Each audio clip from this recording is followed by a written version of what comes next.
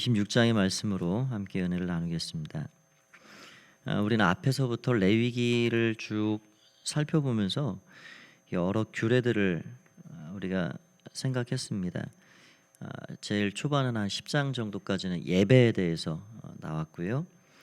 또 제사장들이 어떻게 해야 하는지, 예배를 집례하고 또 자신을 성결케 하고 백성을 위해 제사해야 하는지, 또 그 뒤에는 먹을 것부터 여러 전염병 이런 것들, 또 나병 규례, 성결에 대해서 이야기를 해주었습니다.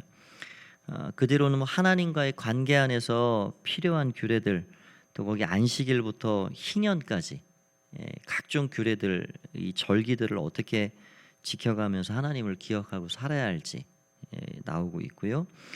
그 관계가 확장돼서 이웃과의 관계에서 지켜야 할 보상법, 약자를 배려하고 가난한 자를 생각하고 그런 이웃 관계를 어떻게 맺어가야 할지, 그런 등등의 말씀을 우리가 자세하게 까지는 못했지만 우리가 쭉 살펴봤습니다.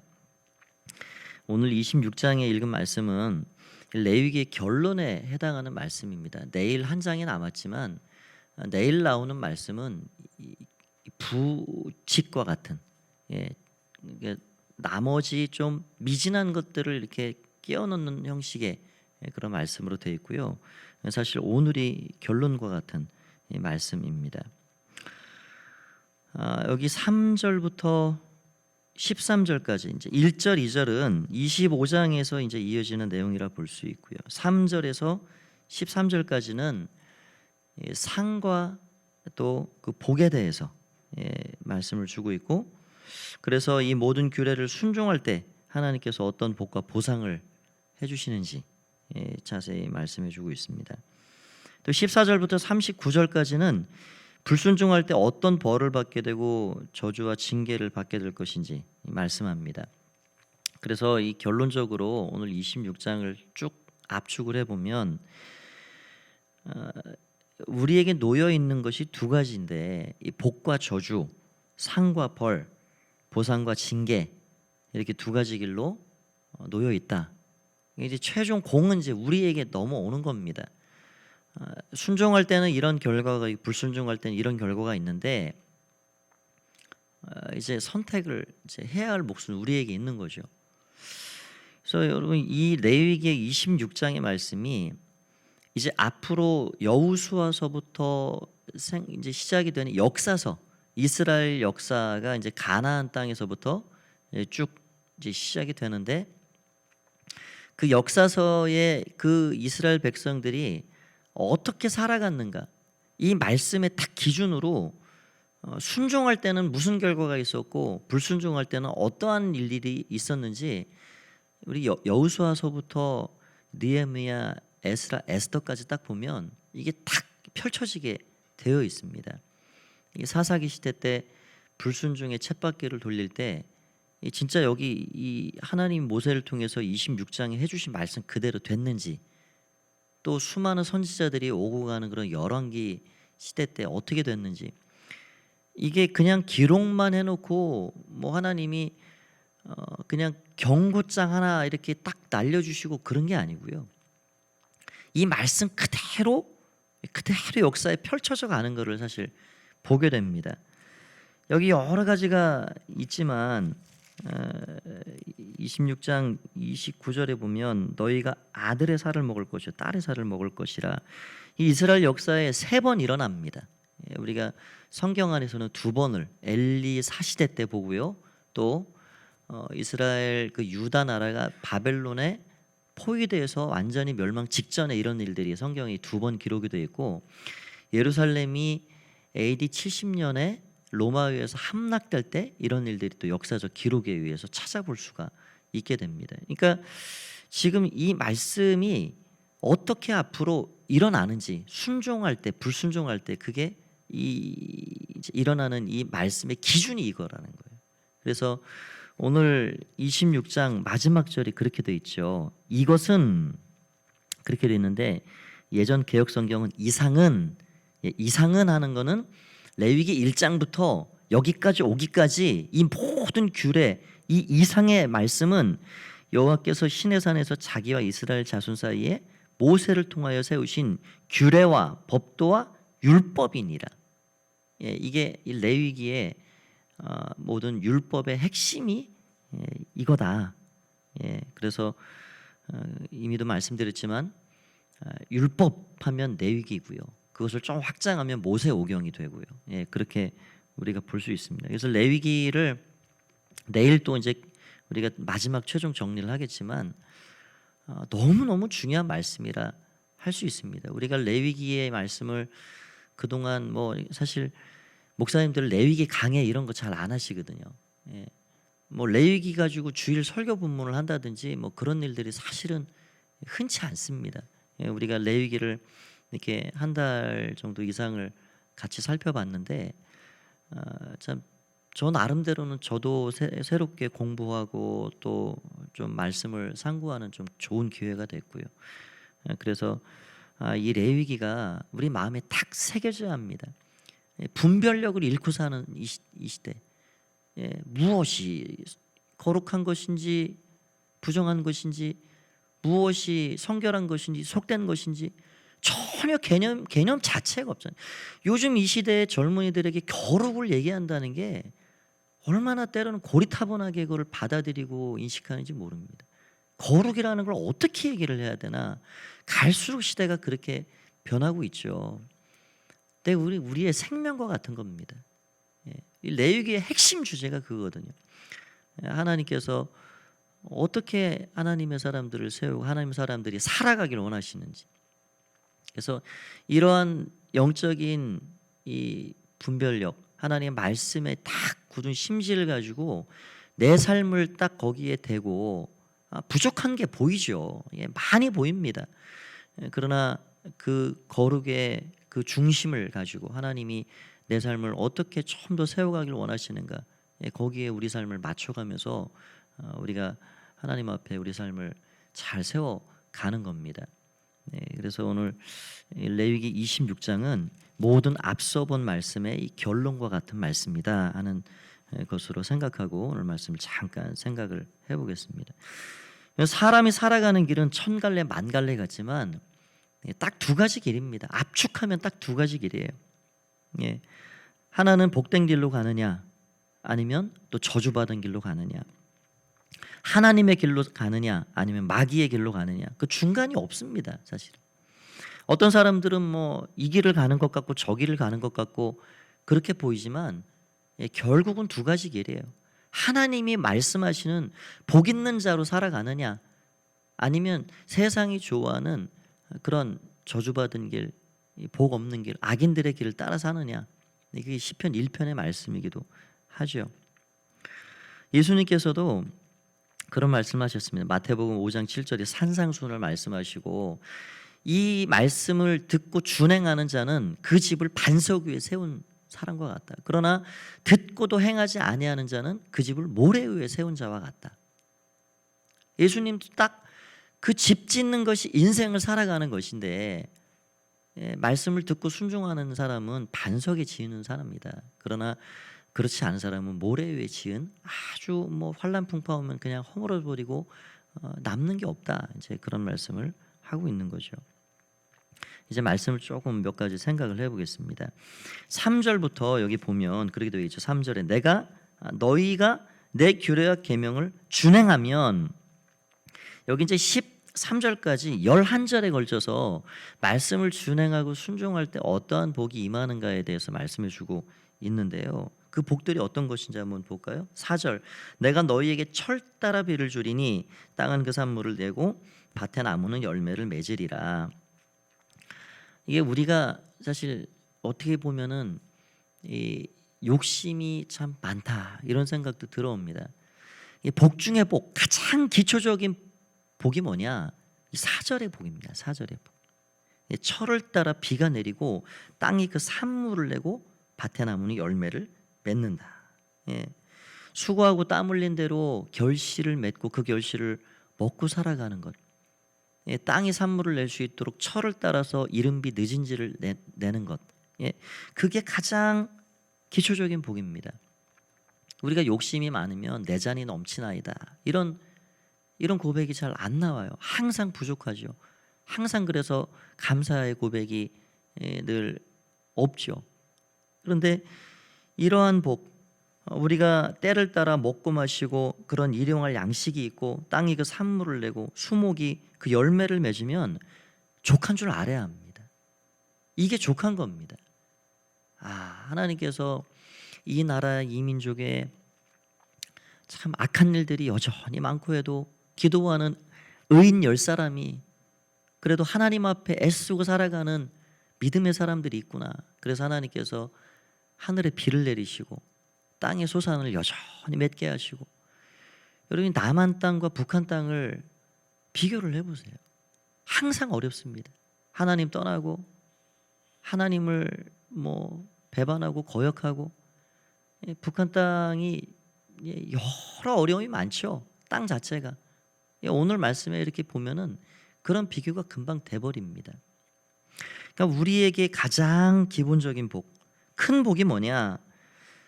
이 비가 내리고 산물을 내는 이런 복이에요. 이 시대가 IT 시대, BT 시대, AI 인공지능 시대가 된다 해도요, 사람들이 무슨 휴대폰을 먹고 살고 그러지 않잖아요. 우리가 이 땅이 양식을 주지 않으면 다 끝나는 겁니다. 다 끝장나는 거예요. 무슨 기술이 엄청 개발되고 전자 부품들을 만들어내고 해도 그 자체가 우리를 먹고 살게 하는 게 사실 아닙니다. 땅이 주는 그 땅의 소산이 있어야 인생이 먹고 사는 것이죠. 그래서 우리의 삶에 하나님께서 가장 기본적인 복을 하나님이 보장해 주신다. 그게 복입니다. 이게 있으면 우리는 족한 줄 알아야 합니다, 사실. 그래서 하나님께서 이런 복을 주겠다. 5절에 보면은 또 그걸 좀 구체적으로 이야기를 하는데요. 너희의 타작은 포도 딸 때까지 미치며, 이 타작이 이제 우리로 말하면 이제 보리 타작. 이게 5월 말 6월 초까지 거의 마무리되는 건데, 이 포도는 언제 따느냐?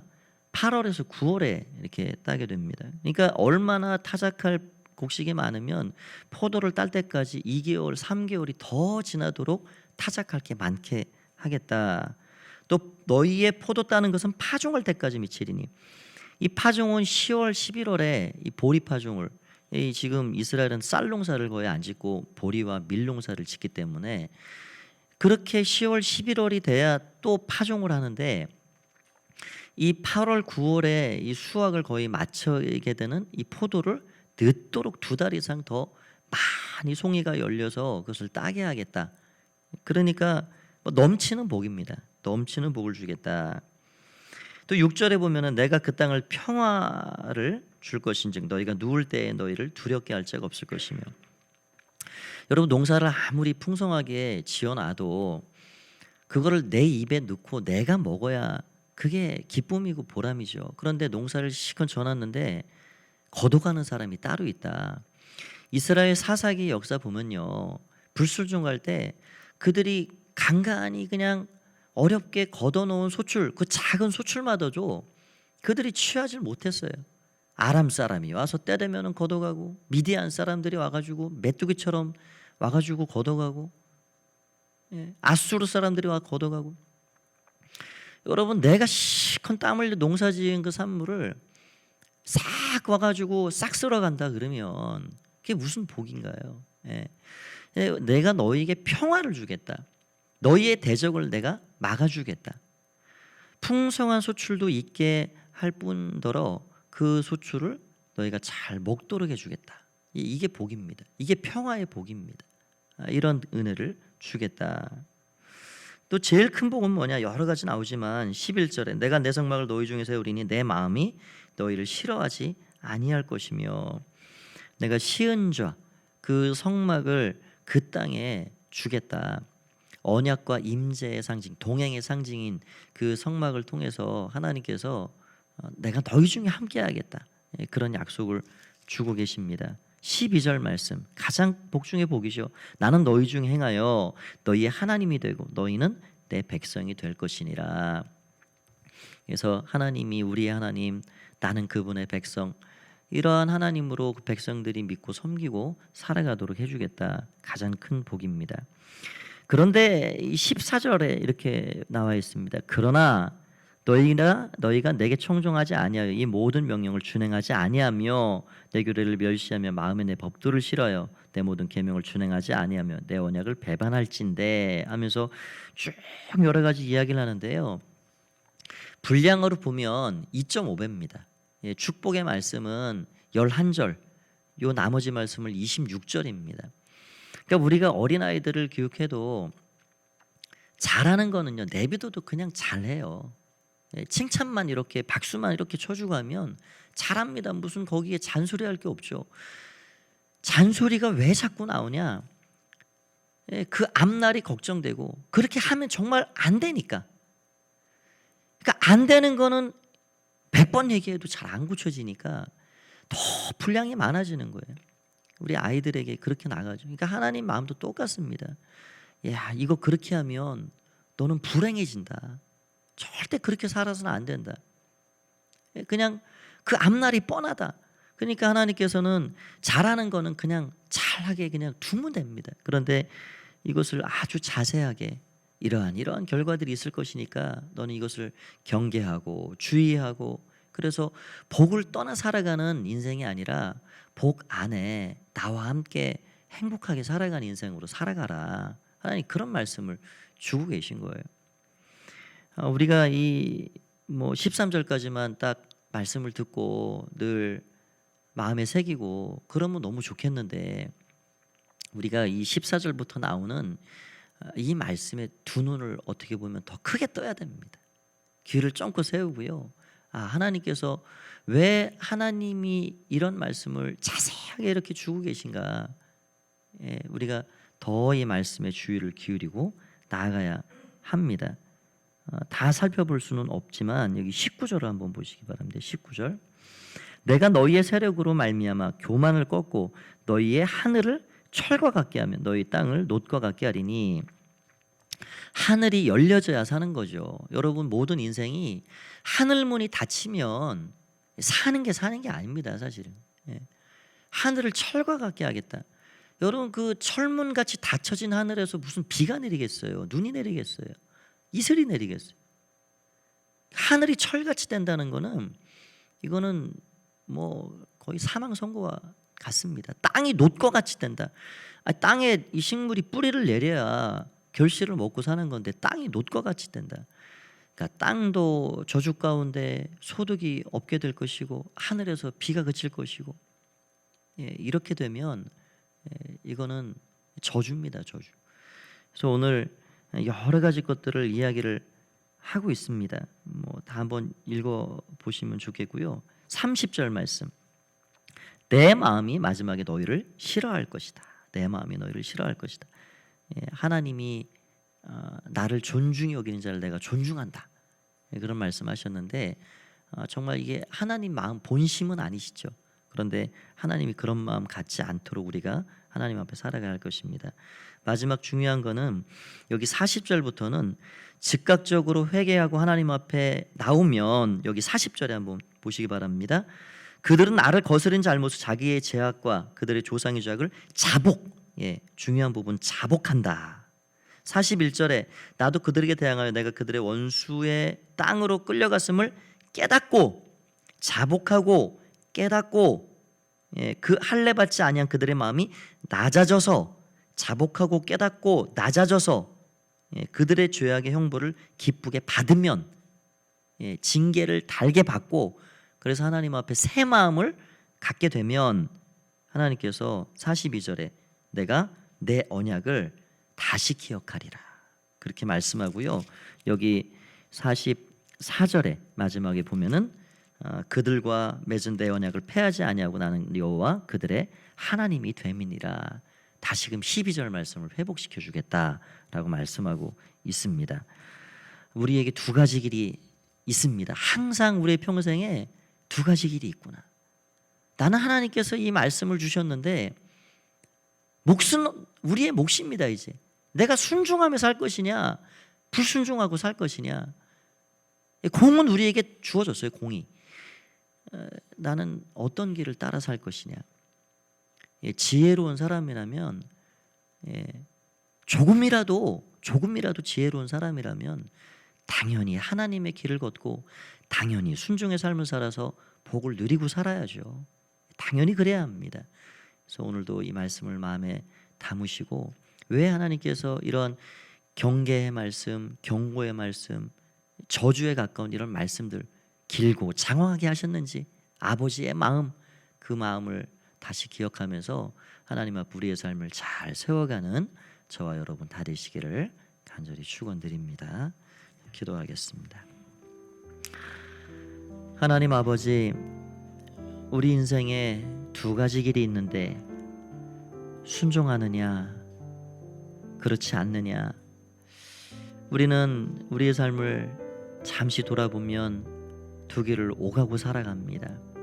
주님, 하나님의 길을 온전히 따라 살아가는 우리가 되게 하여 주시옵소서.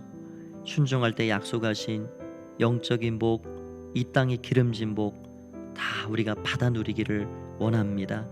하나님이 나의 하나님이요 내가 그분의 백성됨을 우리가 늘 기억하면서 하나님 주시는 크고 놀라운 그 은혜와 축복 안에 거하여 살아가는 우리와 우리의 후손들, 우리의 가정 다 되어줄 수 있도록 축복하여 주시옵소서. 오늘 하루의 모든 삶도 성령 하나님 이끌어 주시길 원하올 때에 예수님의 이름으로 기도하옵나이다.